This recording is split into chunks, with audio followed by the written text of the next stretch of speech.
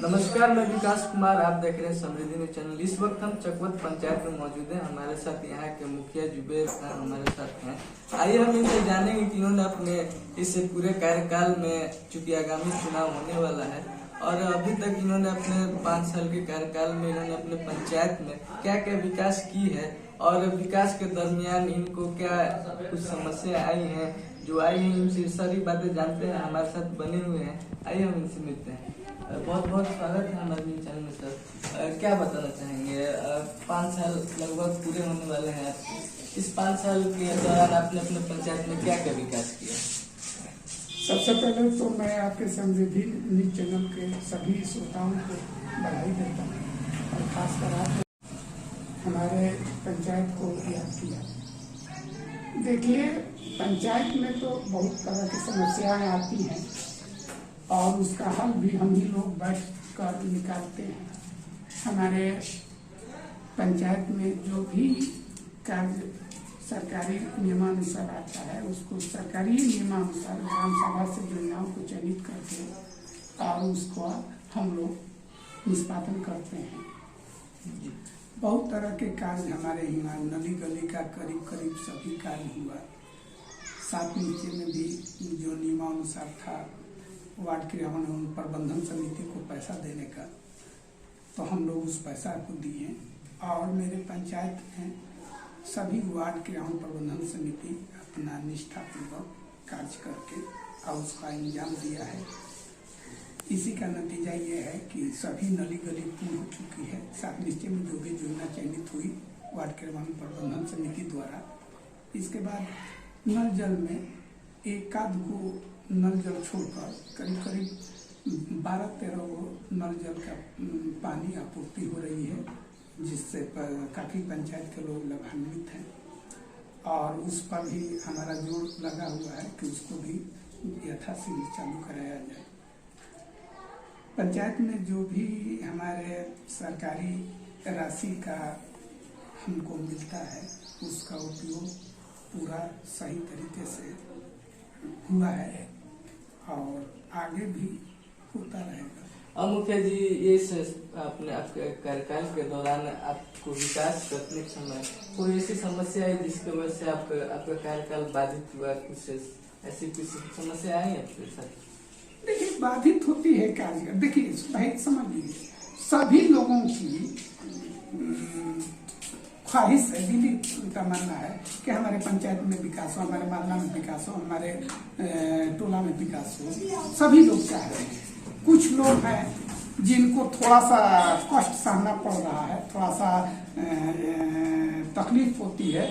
जैसे मान लीजिए हम नली बनाने जा रहे हैं, नली पक्का बन रहा है, अभी कच्चा नाली है तो पूरा गली को कच्चा नाली पानी से भर दिया है और लोगों को चलने में तकलीफ होती है।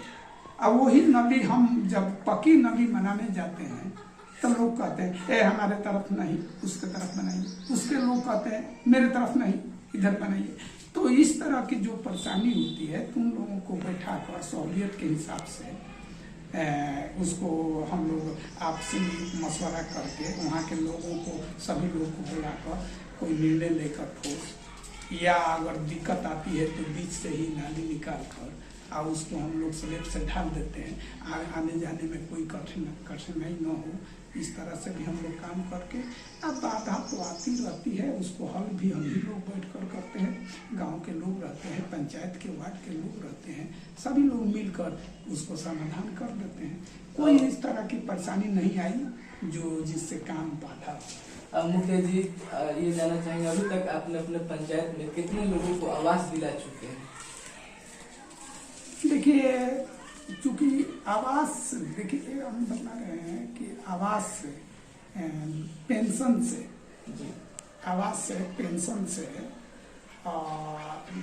आपको राशन से हम लोगों को करीब करीब बिहार के मुखिया को वंचित कर दिया गया है सरकार के द्वारा। उसमें हम लोगों का रोल नहीं है। आवास में हमारा रोल यही है कि सरकार आवास को चयनित करती है, गरीबों का चुनाव आवास अपने आवास के लिए अपने माध्यम से चयनित कराती है। हम लोगों का काम है ग्राम सभा में वरीयता बनाना। हम लोग सिर्फ ग्राम सभा में वरीयता बनाते हैं, और वरीयता बनने के बाद में हम लोगों का प्रयास ये होता है कि लाभार्थी को उसका लाभ सही तरीका से मिल जाए, बीच में कहीं बिचौलिया लोग गरीबों का शोषण न करे, इस पर हम लोगों का फोकस रहता है। मुखिया जी, आपको इस कार्यकाल में ऐसा कुछ लगा कि बिचौलिए लोग यहाँ पर पैसे लेने का कार्य कर रहे हैं?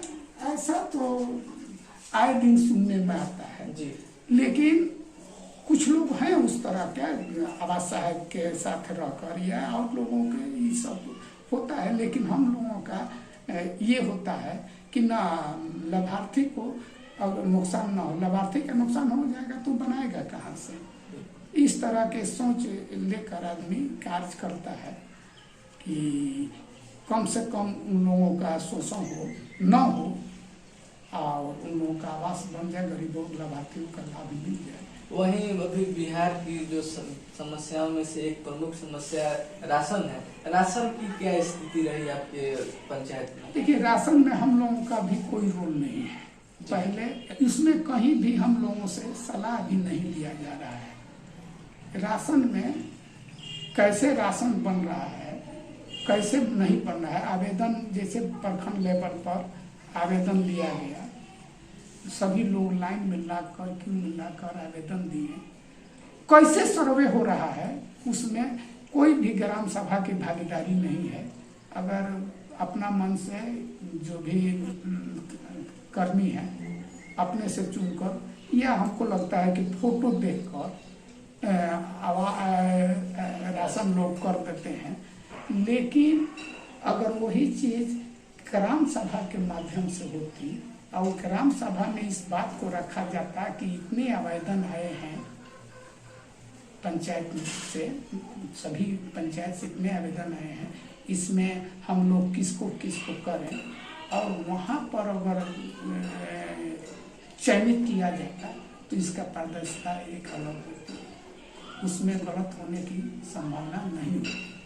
मुखिया जी, जानना चाहेंगे चूँकि अभी तक कोरोना काल हाल ही में अभी भी कोरोना के कहर बस हो ही रहा है, तो कोरोना काल में आपके द्वारा आपके पंचायत में क्या क्या किया गया था? कुछ कोरोना में देखिए, आपको बतला दें, पूरे भोजपुर जिला में पहला क्वारंटाइन सेंटर हमारे ही पंचायत में हम खोले थे, जिसमें 7 लोगों का हम 10 बेड बनाए थे।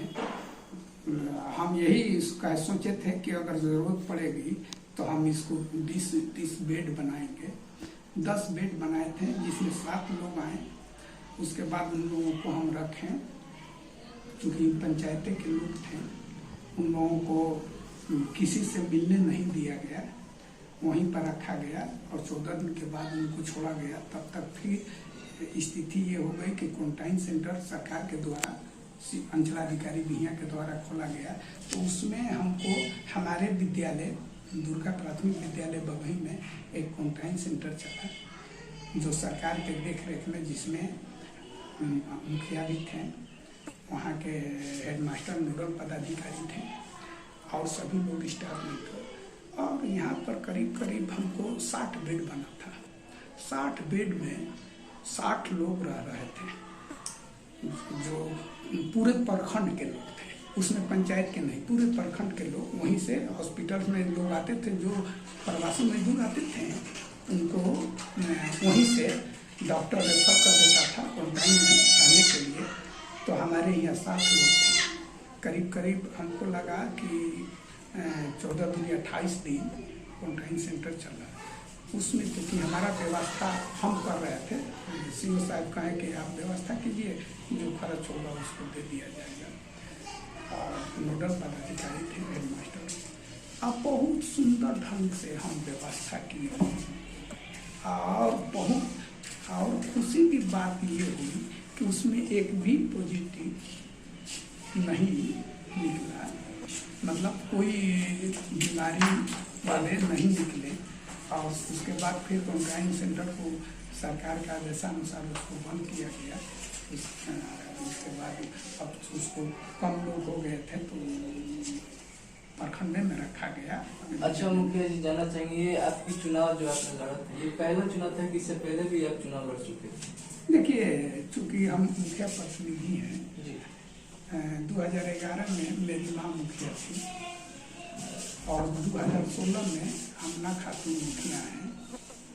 और चूंकि हम दोनों का मुखिया प्रतिनिधि थे, माँ का भी मुखिया प्रतिनिधि हम ही थे और 2016 में हमना खातून है तो उनका भी मुखिया प्रतिनिधि हम ही है। और तजुर्बा है हमको कि कार्य के बारे में या लोगों को, तो हम अपना सही ढंग से अपना कार्य उन लोगों पर कर रहे हैं। यानी कि आप इससे पहले भी इस पद हाँ, पर रह चुके हैं। हाँ। और भी कुछ अगर आपके हिसाब से सरकार और कुछ बढ़िया कर सके, क्योंकि आप पंचायत के एक धरातल से जुड़े हुए प्रतिनिधि हैं, तो आपके अनुसार सरकार और क्या करती है कि पंचायत के विकास के लिए और बढ़िया होता? देखिए, जो मुखिया के कार्य में कटौती सरकार के द्वारा की जा रही है कार्यों में, वो अगर ग्राम सभा को पावर दी जाए, पूर्ण रूप से ग्राम सभा को पावर दी जाए, तो आप ये समझ लीजिए तब ही जाकर सही में पंचायत का विकास ढंग से संभव है। ग्राम सभा को पावर मिले तो जो भी कार्य ग्राम सभा के माध्यम से हो और वास्तव में लोग ग्राम सभा करके और उससे, अब समझ लीजिए ग्राम सभा एक दूध को मह पर क्रीम निकालने की सभा है। उस सभा में कोई गलती नहीं कर सकते। आप गरीब हैं या नहीं है, आप खड़ा होकर कहिएगा कि भैया हमारा के एगो इंदिरा आवास दिया जाए, हम गरीब हैं, तो सब लोग देखेगा तू गरीब बड़ा कि तारा के पैसा मिली, आ तू वो लायक बड़ा, जो लायक बकरा के हमनी के देव जाए। आपका हिम्मत नहीं पड़ेगा कि उठकर कोई भी गलत काम हम मांग ले ग्राम सभा के माध्यम से। और जो उस तरह के लायक लोग हैं वो बेगर मांगे ही लोग कहेंगे कि वो गरीब को ये पूर्ति किया जाए, उस गरीब का राशन नहीं है, उस गरीब का राशन होना चाहिए, नहीं तो भूखे मर रहा है।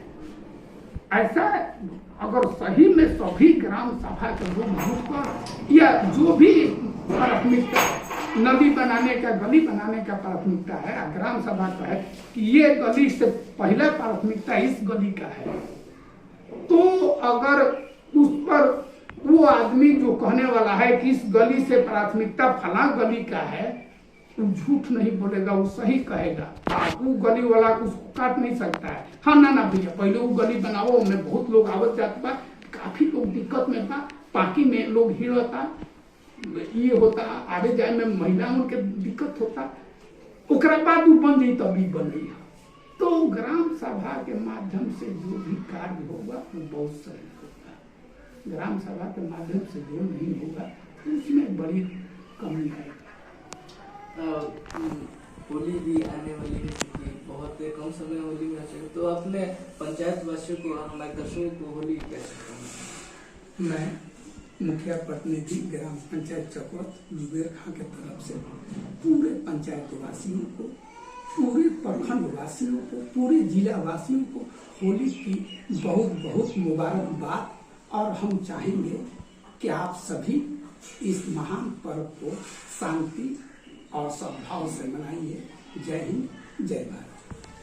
जैसा कि आपने देखा, ये चकवत पंचायत के मुखिया प्रतिनिधि जुबेर खान जी थे। इनका कहना है कि पंचायत में बहुत सी बातें होती हैं, विकास के दरमियान बहुत से काम भी ऐसे हैं कि हमने किया है, और वाकई में इनके पंचायत में हमने घुमा, देखा है कि इनके पंचायत में बहुत सा काम हुआ है। इनका एक सरकार से एक अपील भी था कि कुछ ऐसी बातें होती है जिसमें हम लोगों का भागीदारी नहीं होती, तो ऐसे सरकार को होनी चाहिए, हर तरह से उसकी भागीदारी होनी चाहिए हर चीज में। तो सरकार इस बात पर ध्यान दे। मैं विकास कुमार, कैमरा पर्सन अभिषेक पंडित।